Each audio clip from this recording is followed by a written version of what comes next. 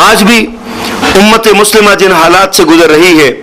جن پریشان کن صورتحال سے امت مسلمہ دوچار ہے، کشمیر کا معاملہ ہے، فلسطین کا مسئلہ ہے، افغانستان کے حالات ہیں، عراق کے جو واقعات ہمیں نظر آ رہے ہیں، ہم دیکھتے اور محسوس کرتے ہیں کہ امت مسلمہ کا وجود چھلنی ہو چکا ہے، زخم در زخم ہمیں لگے ہوئے ہیں، لیکن امت مسلمہ کے افراد ذہنی طور پر الا من شاء ربی ذہنی طور پر اس بات کے لیے تیار نہیں ہے کہ وہ اسلام کے مکمل نفاذ کو اپنے اوپر لاگو کر سکیں۔ آج ضرورت اس امر کی ہے ہم خود کو اس بات کے لیے ذہنی طور پر تیار کریں۔ آزمائش کی یہ بھٹی بہت مختصر لمحے ہیں، اور قوموں کی زندگی میں 10 15 20 سال یا 50 سال کی زندگی کوئی زندگی نہیں ہوتی۔ ہم دیکھتے ہیں کہ قوموں کی زندگی میں یہ زندگی بہت مختصر یہ لمحات ہوتے ہیں، اور ان لمحات کے اندر پھر ایک وقت آتا ہے کہ قومیں عروج اور ترقی کی طرف گامزن ہو جاتی ہیں۔ اگر آج امت مسلمہ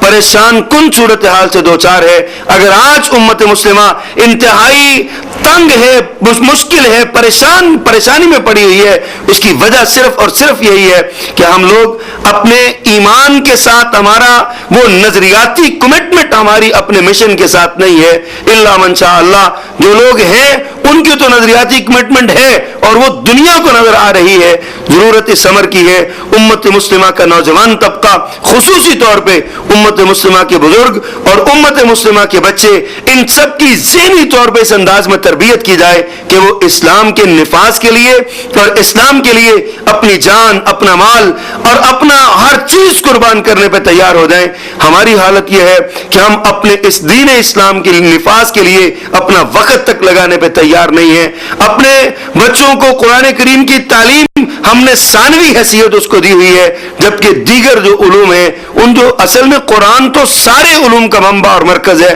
ہم نے اسی کو ثانوی حیثیت دی ہے، اور اس کے مقابلے میں دیگر علوم جو ہیں ان کو بہت زیادہ اہمیت ہے۔ صبح بچہ اسکول جاتا ہے، اس کے لیے ذہنی طور پہ ہم تیاری اتنی کرواتے ہیں، اس کے شوز تک پالش کیے جاتے ہیں، کپڑے پریس کیے جاتے ہیں، پھر رکشہ وغیرہ لگوایا ہوا ہے، بچے کو چھوڑ کے آتے ہیں، پھر وہاں سے لے کے آتے ہیں، کچھ دیر آرام کرنے کے بعد اسے ٹیوشن پہ بھیجتے ہیں، بے شمار پیسے ہم اس پہ خرچ کرتے ہیں، لیکن جب قرآن کی باری آتی ہے، قرآن کی تعلیم کی باری آتی ہے، تو ہم اول تو مسجد میں بچوں کو بھیجتے ہی نہیں ہیں، اور اگر بھیجتے بھی ہیں تو انتہائی ہماری صورتحال کچھ ایسی ہے کہ نہ چاہتے ہوئے بھیجتے ہیں۔ بچہ چلا جائے تو چلا جائے، نہ چلا جائے تو پرواہ نہیں ہے، بچے کا امتحان آ جائے تو اسکول سے، مدرسے، مسجد سے چھٹیاں کروا لی جاتی ہیں، 8 10 چھٹیاں، 15 چھٹیاں، کیا ہے جی قرآن مجید تو پڑھتا ہی رہے گا۔ یہ تعلیم یہ زیادہ ضروری ہے۔ یہ وجہ ہے کہ ہمارا نوجوان نسل جو ہے، اس وقت کی جو نسل ہے ہماری، اس کی تربیت اس انداز میں ہوئی ہے کہ قرآن کی محبت اس کے دل میں نہیں ہے، اور اسلام کی محبت اس کے دل میں نہیں ہے، اسے اسلام کا تعارف نہیں ہے، اسلام کے مسلمانوں کے اسلاف کا تعارف نہیں ہے۔ حضرات صحابہ کرام رضوان مجمعین، حضرات خلفائے راشدین رضوان اللہ علیہ مجمعین، ان کے بارے میں، ان کی ہسٹری کے بارے میں ہماری نوجوان نسل کو کچھ پتہ نہیں ہے الا من شاء اللہ۔ جو چند ایک گھرانے ہیں جہاں پہ ابھی تک ایسی صورتحال وہ ہے کہ وہ اپنے ماضی سے جڑے ہوئے ہیں، ان کی بات چھوڑ کے ہم جنرل بات کرتے ہیں۔ اسکولوں کالجز کے پڑھنے والے طلباء کو نہ تو ہمارے ملی مسائل سے، ہمارے قومی مسائل سے، اور نہ ہی ہمارے کو ذاتی مسائل سے انہیں دلچسپی ہے۔ وہ سمجھتے ہیں کہ ہماری زندگی یہ ہے، ہم نے پڑھنا ہے، پڑھنے کے بعد ہم نے نوکری کرنی ہے، کسی جگہ پہ کلرک بھرتی ہو جانا ہے، یا کوئی MBA کرنے کے بعد ہم نے کوئی بزنس وغیرہ لائن میں چلے جانا ہے۔ ہمیں کیا دنیا میں کیا ہوتا ہے، کیا نہیں ہوتا، لوگ کیا کرتے ہیں، کیا نہیں کرتے۔ عراق میں مسلمان کی عزت لٹتی ہے تو ہمیں کیا، افغانستان میں مسلمان مرتا ہے تو ہمیں کیا، کشمیر میں مسلمان کٹتا ہے تو ہمیں کیا، خود پاکستان میں مسلمان مرتے ہیں، کٹتے ہیں، اپنوں کے ہاتھوں مرتے کٹتے ہیں، وہ کہتے ہیں ہمیں کیا، جو جہاں لگا ہے اسے لگا رہنے دو۔ یہ نظریہ اور یہ سوچ ہمیں بدلنا ہوگا۔ ہمیں یہ سوچنا ہوگا کہ امت مسلمہ کی ترقی کس طرح ہو سکتی ہے،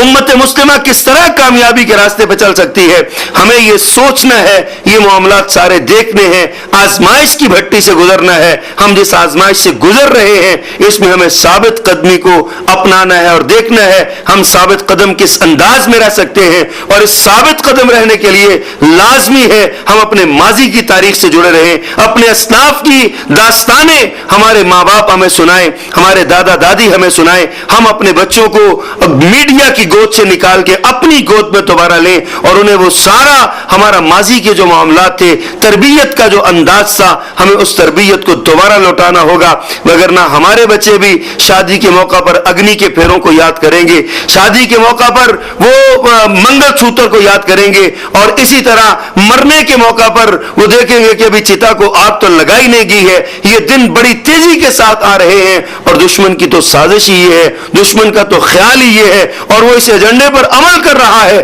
کہ مسلم امہ کی نسل نو کو ان کے مشن سے، اس کے نظریے سے ہٹا دیا جائے، اور انہیں اتنا دور کر دیا جائے دین سے کہ وہ سمجھے کہ دین صرف مسجد کی حد تک کا نام ہے، اس کے علاوہ اور کسی چیز کا نام نہیں ہے۔ تو آئیے حاضرین و حاضرات، سامعین و سامعات، ہم اس بات پہ غور کریں اور اپنے حالات کو سنوارنے کی کوشش کریں۔ اللہ تعالی ہمیں عمل کرنے کی توفیق نصیب فرمائے۔ اقول قولی ھذا واستغفر اللہ لی ولکم ولسائر المسلمین والمسلمات۔